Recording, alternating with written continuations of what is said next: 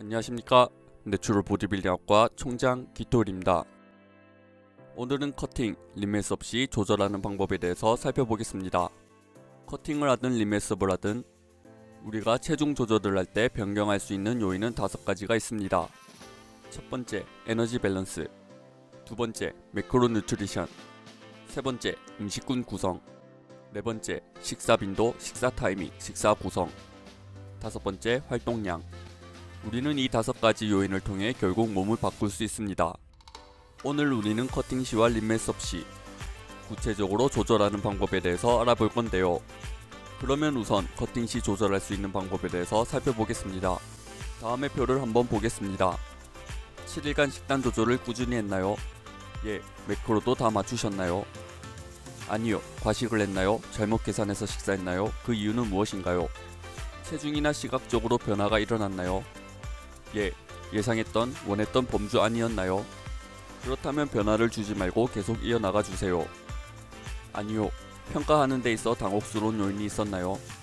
그러면 그 요인이 무엇인지 체크하고 그 요소가 평가하는 데 방해하지 못하도록 해주세요. 커팅하기엔 너무 많은 칼로리를 섭취한 것이 아닌가요? 예, 심리학적이나 생리학적 피로도가 문제인가요? 아니라면 다이어트 브레이크를 하세요. 피로도의 문제라면 섭취 칼로리를 줄이세요. 에너지 소비량을 늘리세요. 에너지 소비량과 섭취 칼로리를 늘리세요. 하지만 이 3번은 최후의 선택입니다. 다이어트 시 칼로리를 얼마나 줄여야 하는지에 대해 질문이 정말 많습니다. 저는 항상 최소화시켜야 한다고 말합니다. 그러니까 정말 보수적으로 칼로리를 줄여나가야 한다는 말입니다. 그래야 근손실을 최소화시킬 수 있습니다. 섭취 칼로리를 너무 급격하게 줄이면 커팅을 꾸준히 오래 지속하기 어렵습니다. 따라서 저는 총 칼로리의 5에서 10%를 줄여나가는 것을 추천합니다. 하지만 이것도 여러분들이 몇 칼로리를 먹냐에 따라, 현재 체중이 몇이냐에 따라, 타겟하는 체중 감량 폭에 따라, 지난주에 몇 킬로를 감량했냐에 따라 달라집니다. 그럼에도 불구하고 현재 섭취하는 칼로리의 5에서 10% 감량을 추천합니다. 5% 이하의 감량은 체중이나 시각적으로 별 차이가 나지 않을 확률이 높습니다. 반면 10% 이상의 감량은 차이가 커 커팅 시 지속성에서 문제가 될 것입니다. 간단하게 예를 보겠습니다. 60kg인 여성이 1500칼로리를 섭취한다고 가정했을 때 5%는 75칼로리, 10%는 150칼로리입니다. 90kg인 남성이 2500칼로리를 섭취한다고 가정했을 때 5%는 125칼로리, 10%는 250칼로리입니다. 그렇다면 탄단지 중 어떤 매크로를 줄여야 할까요? 우선 매크로를 줄일 때 이것만큼은 하지 말아야 할 것이 있습니다. 첫 번째, 지방은 체중의 0.5배는 섭취할 것. 두 번째, 탄수는 체중의 1배는 섭취할 것. 세 번째, 단백질은 체중의 1.6배는 섭취할 것. 매크로 성분 중 어떤 것을 줄일까에 대한 고민은 다음 사항들을 고려해야 합니다. 첫 번째, 현재 여러분이 섭취하는 매크로의 양에 따라. 두 번째, 이번에 몇 칼로리를 줄이냐에 따라. 세 번째, 여러분의 선호도에 따라. 대부분의 경우 탄수와 지방을 1:1 비율로 줄이는 것을 추천합니다. 예를 들어 200칼로리를 줄인다고 가정했을 때 100칼로리는 탄수로부터, 남은 100칼로리는 지방으로부터 줄이는 것입니다. 그러니 11g의 지방, 99칼로리와 25g의 탄수, 100칼로리를 줄여야 할 것입니다. 다음은 커팅을 언제까지 이어나가야 할까요? 이는 여러분들의 선택에 따라 달라집니다. 첫 번째, 여러분들이 생각한 목표에 도달했을 때. 두 번째, 더 이상 체중 감량을 하고 싶지 않을 때. 세 번째, 커팅을 멈추고 리메스업을 하고 싶을 때.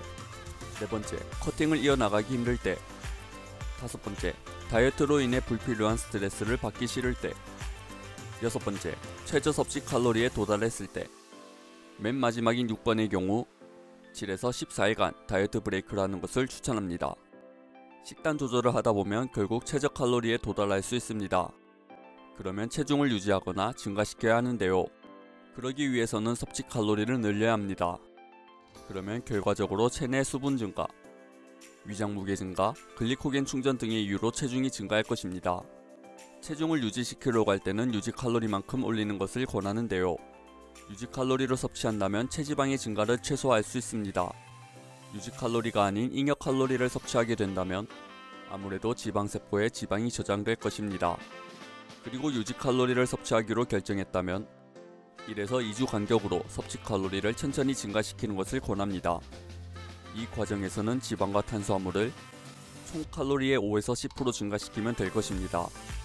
예를 들어 70kg에서 커팅을 중지했다면 토탈 70.7kg까지 올리면 될 것이고 1주차에는 70에서 70.3kg까지 증가를, 2주차와 3주차엔 70.3kg까지 유지를, 4주차와 5주차엔 70.4kg까지 유지를, 6주차와 7주차엔 70.6kg로 유지하면 됩니다.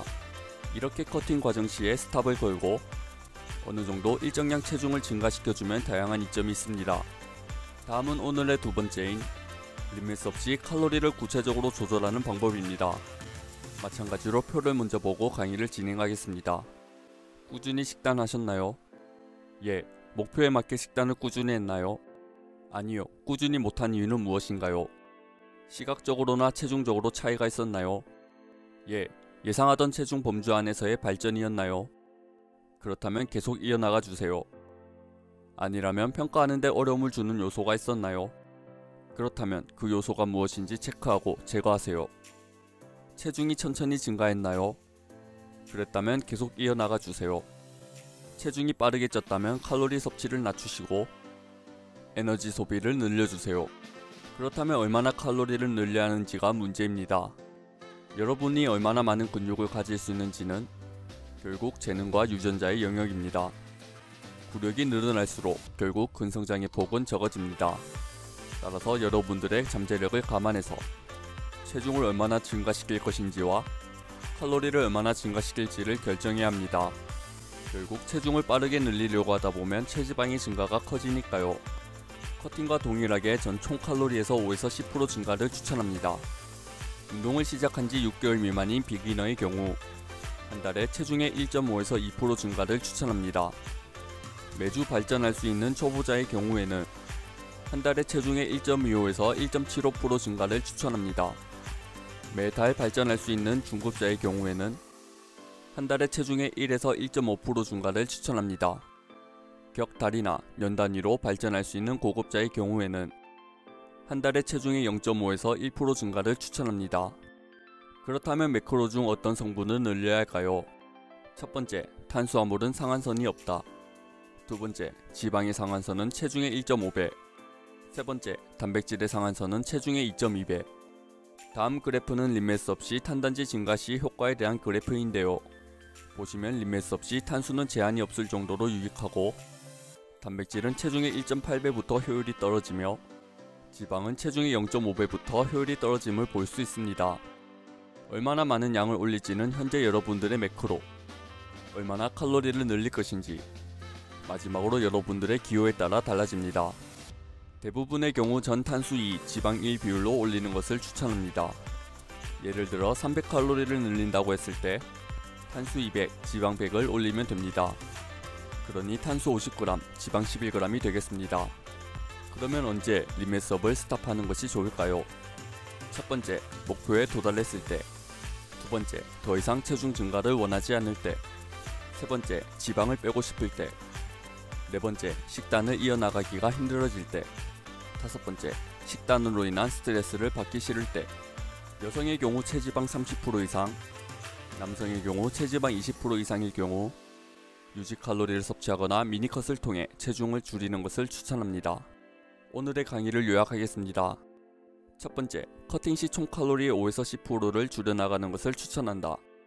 두 번째, 커팅 시 이것만큼은 하지 말아야 할 것이 있다.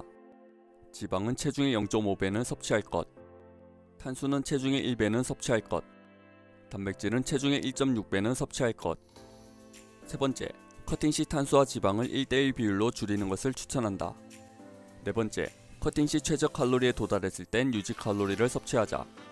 다섯 번째, 유지 칼로리를 섭취할 땐 지방과 탄수화물을 총 칼로리의 5에서 10% 증가시키자.